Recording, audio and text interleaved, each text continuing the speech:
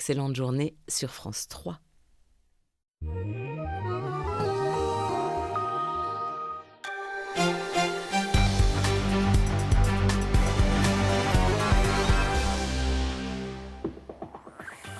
Il est midi, madame, monsieur, bonjour et bienvenue pour ce journal de la mi-journée. Au sommaire, pour le pouvoir d'achat, contre la réforme des collèges ou la concurrence déloyale. Journée de grève et de manifestation dans les Alpes. Les fonctionnaires défilent aujourd'hui pour réclamer une augmentation du point d'indice. Et les taxis contre les véhicules de transport avec chauffeur. Vous les entendrez dans ce journal. Nous irons aussi à l'Alpe du Grand Serre en Isère où la municipalité a récupéré la gestion de la petite station de sport d'hiver. Un pari qui semble en passe d'être gagné. Et puis tout de suite, un coup d'œil sur le temps de la journée. Des températures douces, bien au-dessus des normales de saison. Un ciel légèrement voilé, c'est un temps agréable pour cette journée de mardi. Mais d'abord, retour sur l'avalanche de Val-Fréjus. Vous le savez, elle a fait un 6e mort hier, un légionnaire de 23 ans, mort des suites de ses blessures à l'hôpital de Grenoble. Ce matin, une cérémonie à la mémoire des 6 hommes morts dans l'avalanche s'était célébrée dans les quartiers du 2e régiment étranger de génie de Saint-Christol dans le Vaucluse, où l'on retrouve tout de suite Philippe Fabrègue. Philippe, là, une minute de silence est en train de s'achever. Absolument, beaucoup d'émotion et de solennité ici sur la place d'armes du quartier Maréchal Koenig à Saint-Christol d'Albion, la caserne du 2e régiment étranger de génie. Un hommage rendu par des dizaines, des centaines de cadres de l'armée bien sûr et par ses frères d'armes de la Légion étrangère qui sont tous ici en hommage. Alors cette cérémonie est présidée par le général Bosser, le chef d'état-major de l'armée de terre. Il a tout à l'heure fait l'éloge funèbre donc pour ces 6 militaires, je vous le rappelle, décédés dans une avalanche le 18 janvier dernier. Et il a remis aussi une médaille d'or à titre posthume de la défense nationale à ces 6 militaires, ces 6 légionnaires venus des 4 coins de l'Europe. Donc des légionnaires, je vous rappelle, qui sont malgaches, népalais, hongrois, italiens et des Albanais, donc des légionnaires dont leurs familles ont rejoint toute cette cérémonie. Ils sont salués par tous les représentants civils et militaires. Une cérémonie qui devrait s'achever d'ici une petite demi-heure. Ensuite, les corps seront dirigés vers leur pays d'origine. Merci beaucoup Philippe pour toutes ces informations. Retour dans les Alpes avec la manifestation des fonctionnaires. À Chambéry, environ 700 personnes se sont rassemblées contre le gel depuis 2010 du point d'indice qui sert à calculer leur salaire. Les enseignants sont aussi là pour protester une nouvelle fois contre la réforme du collège prévue pour la rentrée prochaine. On retrouve sur place Céline Aubert et Vincent Abran. Marre des salaires de misère, trop de souffrance au travail, fonctionnaires en galère. Voici en quelques phrases le sentiment des quelques 700 personnes qui ont manifesté ce matin à Chambéry. Des infirmiers, des enseignants, des agents du Trésor public ou de la Sécurité sociale. Tous ont répondu à l'appel de FO, de la CGT, de la FSU et de Solidaires. Un cri de révolte à l'unisson car depuis 2010, les salaires des fonctionnaires sont gelés. Des salaires parfois très bas avec lesquels, disent-ils, ils ne parviennent plus à vivre dignement. Un fonctionnaire qui appartient donc à la direction des finances publiques, son début de carrière n'est que de 1% au-dessus du SMIC pour la catégorie C. Et en fin de carrière, c'est vrai, depuis des années, depuis le 1er juillet 2010, on a perdu pratiquement 8% de pouvoir d'achat. Moi, je suis là en fait pour que les choses changent. Et puis parce que je pense que c'est que si on oppose un pouvoir de résistance qu'on peut faire bouger les choses. Gel des salaires, réduction des effectifs, baisse du pouvoir d'achat, ce sont les principales revendications de cette journée de mobilisation nationale. Mais d'ores et déjà, la ministre de la décentralisation et de la fonction publique, Maryse Lebranchu, a douché les espoirs des manifestants. Il n'y aura pas d'augmentation significative du point d'indice, a-t-elle affirmé. Tout à l'heure, ce sera le tour de Grenoble, mais aussi de Paris dans le même temps. Une centaine de manifestations est prévue dans toute la France. Et puis à Grenoble, ce sont les patrons taxis qui se sont mobilisés ce matin dans le cadre d'une journée nationale. Ils protestent contre la concurrence déloyale des VTC, les véhicules de transport avec chauffeur qui travaillent sans licence professionnelle et avec le statut souvent d'auto-entrepreneur. Une opération escargot avec une centaine de taxis au départ d'Alpexpo et jusque sous les fenêtres de la préfecture de l'Isère. On écoute tout de suite 2 représentants syndicaux des artisans du transport. Nos revendications, c'est que la réglementation concernant les VTC soit appliquée, que le décret d'application des écoles de formation soit promulgué, qu'il soit promulgué dans le même sens que l'a été celui des écoles de formation pour les taxis, pareil pour l'examen de VTC. Et puis que les VTC respectent la réglementation et qu'ils soient sanctionnés s'ils ne la respectent pas. Ce qu'on conteste fermement, et bon, c'est vrai que c'est très condamné à Paris, c'est le fait que les véhicules ne reviennent pas à leur lieu de départ. Ces gens-là ont le droit de sortir, de ne pas être ailés sur la route et de ne pas, ce qu'on appelle marauder, j'aime pas tellement le terme, mais en clair, nous on a le droit, si vous voulez, d'être ailés sur la route ou de charger dans le périmètre de nos stations. Voilà, et tout le détail de ces manifestations est à retrouver sur notre site internet France 3 Alpes pour tout savoir sur les mobilisations dans les principales villes des Alpes. Une mobilisation justement moins visible mais qui concerne plusieurs milliers de travailleurs, c'est celle pour les droits des saisonniers. Ce matin, devant le phare de Chambéry, le phare où l'on retrouve tout de suite Nathalie Rapuc pour nous expliquer tout cela. Oui, bonjour Jean-Christophe. Eh bien, les saisonniers étaient peu nombreux ce matin. Ils étaient là à l'occasion de l'ouverture du salon Grand Ski qui se tient aujourd'hui et demain au phare de Chambéry. Ils réclament la reconduction automatique de leur contrat de travail ainsi que le paiement de leurs primes de précarité. Ils veulent également l'amélioration des conditions de logement.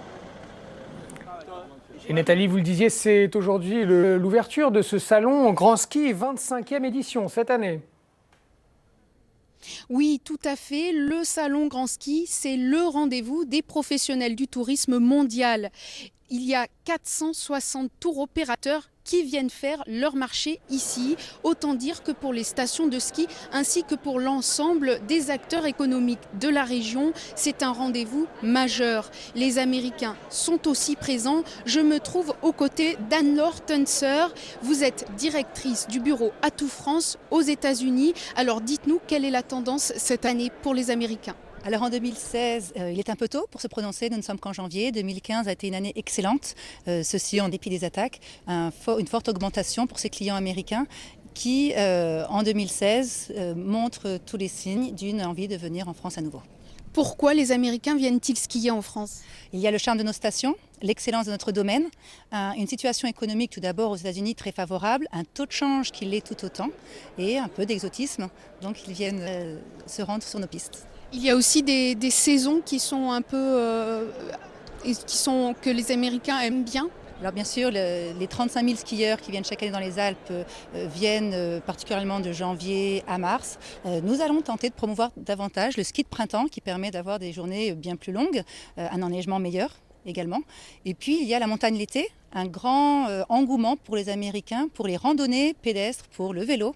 Donc une opportunité pour la montagne française de se positionner sur ce marché. Et suite aux attentats qui ont eu lieu dernièrement en France, quelle a été leur réaction ? Très positive, une incroyable manifestation de soutien. L'image de la France aux États-Unis est très favorable et nous l'avons vu à travers leur message en fin d'année dernière. Merci d'avoir répondu à nos questions. Le salon Grand Ski, c'est aussi l'occasion de diversifier la clientèle étrangère. Si 1% des Chinois seulement venaient skier en France, il dépasserait largement le nombre de skieurs enregistrés chaque année dans nos montagnes. Merci beaucoup Nathalie. On attend un reportage complet ce soir sur ce salon dans notre édition de 19h. En Savoie, les stations du Val d'Arly sont inquiètes après le nouvel effondrement qui s'est produit dans les gorges du Val d'Arly. Il faudra 2 semaines de travaux avant de rouvrir ces gorges à la circulation. Et du coup, c'est la clientèle de proximité qui pourrait bien faire défaut durant cette période. Le reportage de Xavier Schmitt et Frédéric Pasquette. La neige est là, le soleil brille, mais la mauvaise nouvelle assombrit l'horizon. L'éboulement dans la vallée sème l'inquiétude parmi les professionnels de la station. En particulier les commerçants. Ils redoutent la fuite de la clientèle régionale et locale. C'est une catastrophe pour nous. Je parle au nom des commerçants de Notre-Dame-de-Bellecombe. Nous travaillons bien les week-ends avec des locaux qui viennent de la vallée. Et forcément, quand les gorges de l'Arly sont fermées, c'est pénalisant. Ils vont forcément dans d'autres stations. 500 à 600 mètres cubes de roches sont tombés vendredi sur la route principale d'accès dans le Val d'Arly.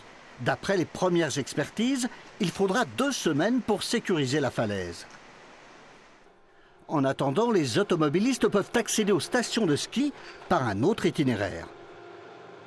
Ce qui est important, en fait, c'est qu'on a une déviation quand même qui nous dessert par Héry-sur-Ugine. Bon, ce n'est pas l'idéal, mais ça permet d'avoir un accès relativement aisé.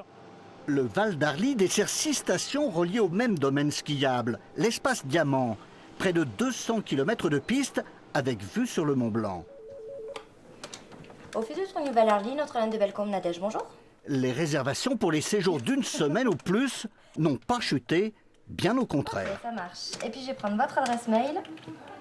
L'impact sur les réservations de séjour. Une grande partie des réservations de séjour sont réalisées aujourd'hui. Par exemple, pour le village de Notre-Dame de Bellecombe, on est à 99% de remplissage pour les 2 premières semaines. Et puis les dernières semaines des vacances de février, on est aux alentours de 65 et 73. L'espace Diamant a été créé en 2006. En 10 ans, le chiffre d'affaires des 6 stations a doublé, malgré les éboulements répétés dans le Val d'Arly. Je vous le disais dans les titres, à l'Alpe du Grand Serre, sur le massif du Taillefer, retour sur un pari gagnant. Il y a un an, la nouvelle équipe municipale reprenait en main la gestion de la petite station de ski. Eh bien, le tournant semble avoir été très bien négocié puisque les skieurs sont au rendez-vous. Le reportage d'Anne-Marie Michelier et Yves-Marie Glo. Le pari était ambitieux pour la commune de La Morte et ses voisines. Sauver la petite station de l'Alpe du Grand Serre, reprendre la main sur sa gestion pour ne pas la voir mourir. Premier coup de poker, la prévente de forfait saison à prix cassé et premier résultat aussi immédiat, 2800 vendus l'hiver dernier. Non seulement ça a bien fonctionné, mais on s'aperçoit que c'est une stratégie payante puisque ça nous permet d'absorber des débuts de saison extrêmement compliqués du fait du déficit d'enneigement. Nous étions très inquiets l'an passé. Cette année, nous étions très sereins puisque à ce jour, nous sommes là à peu près 30% du chiffre d'affaires de l'an passé. Un an après, même en pleine semaine, les skieurs sont sur les pistes et les comptes à l'équilibre. Forte de ce redémarrage, la station mise à présent sur l'événementiel et accueillait par exemple jusqu'à dimanche la Gay Ski Week, une semaine d'animation à destination du public gay et lesbien, une façon de faire parler d'elle bien au-delà des montagnes de l'Oisans. J'étais habituée aux grosses stations et là de venir dans cette ambiance vraiment familiale, avec une équipe super impliquée. On dit bonjour à tout le monde le matin, aux remontées mécaniques, on fait des coucous, c'est vraiment super, vraiment. Et ça donne envie de revenir. La clientèle de proximité, la première espérait à elle aussi retrouver les pistes de l'Alpe du Grand Serre. Des Mathézins, des Grenoblois, mais aussi des Lyonnais ou des Stéphanois. Ça a apporté plus de dynamisme au niveau du commerce, au niveau de la station. On avait besoin de ça, on a besoin d'une locomotive qui nous tire tous un peu vers l'avant, vers d'autres projets. Et voilà, on sent que maintenant que c'est bien parti sur la station. C'est bien parti et ça ne s'arrête pas là. Du ski alpin, l'extension des pistes de ski de fond aussi, un snowpark ou des chiens de traîneau. Une offre complète sur 4 saisons, voilà clairement l'objectif annoncé. On a, je pense, stagné trop longtemps. Et du coup, aujourd'hui, il faut effectivement redonner un nouveau souffle. On est une station familiale, donc quand la famille vient et puis que le papa veut aller faire du ski de fond, la maman de la raquette et puis les enfants du snowpark, il faut qu'on puisse offrir à tout le monde de quoi satisfaire toute la famille, quoi. Un nouveau souffle pour la station comme pour la petite commune de 160 habitants qui l'accueille, avec comme premier signe l'installation dans le bourg de nouvelles familles. L'Alpe du Grand Serre façonne donc tranquillement mais sereinement sa nouvelle histoire. Ailleurs, en Auvergne-Rhône-Alpes, ce qui fait l'actualité, c'est la polémique autour de canons à neige à Hauteville-Lonne. Ils seraient installés à 900 mètres d'altitude. Et pour certains habitants de la commune, c'est une hérésie. Hauteville cherche à devenir une station touristique 4 saisons. L'investissement serait de 1 million d'euros. Béatrice Tardy, Sandra Méallier. À 900 mètres d'altitude, les opposants au projet s'arrêtent au bord de cet étang. Car cette eau serait pompée pour créer de la neige de culture. C'est pour eux une première aberration. Ils contestent la fiabilité de l'étude écologique commandée par la communauté de communes du plateau d'Hauteville. Le diagnostic a été fait sur une seule journée au mois de juin, alors qu'en fait, quand on fait une étude écologique sur un site, on vient au moins 2 fois dans l'année, et notamment principalement au printemps, pour justement voir tout ce qu'il y a au point de vue des fleurs, de la végétation et de la faune et de la flore. Ils habitent Haute-Villonne et le plateau du Rotor et regrettent le manque de concertation sur ce projet coûteux. 13 canons à neige qui seraient installés pour enneiger le bas de ce petit domaine skiable. 1 million d'euros sur un site comme celui-ci, c'est pas acceptable par qui que ce soit, quoi. Et d'autant plus que les personnes qui viennent ici faire du ski, ce sont des familles, donc dans un rayon en gros de 80 km, donc ils viennent skier ou faire du sport familial, de la luge, mais à la journée. Donc économiquement, il n'y a pratiquement aucune retombée pour le commerce. On est nombreux à le penser qu'avec cet argent-là, il y aurait moyen de trouver des choses beaucoup plus novatrices, des projets qui nous sortiraient vraiment, qui nous démarqueraient d'autres territoires similaires. Ils ne veulent pas de neige artificielle, mais ils veulent conserver les remontées mécaniques. Un raisonnement que la communauté de communes du plateau d'Hauteville trouve aberrant. Car aujourd'hui, personne ne peut profiter de cette vue du Mont Blanc à 1200 mètres, vu que le domaine alpin est fermé. Car si l'on peut skier sur la face est, toujours enneigée, impossible de rejoindre la face ouest, faute de neige suffisante, 300 mètres plus bas. Des investissements massifs sont allés sur l'ensemble du site, beaucoup plus de l'autre côté, mais complètement complémentaires. Nous poursuivons et nous accentuons même, mais nous assumons pleinement cette stratégie de développement économique, de développement touristique. Haute-Villonne autofinancerait la moitié des canons à neige, le reste serait subventionné par le département. Le vote est prévu mercredi soir pour que l'hiver prochain, cette eau puisse être transformée en neige, sauf si les opposants arrivent à faire entendre leur voix. Et on termine avec le ski. Côté mode, les professionnels du vêtement de sport d'hiver planchent déjà sur la collection pour l'hiver 2017. Ils se retrouvent notamment à Annecy pour l'ASAP, l'Annecy Showroom avant-première. Un univers du ski qui déborde de plus en plus sur l'univers urbain, comme nous le montrent Ingrid Pernet-Duparc et Serge Vorette.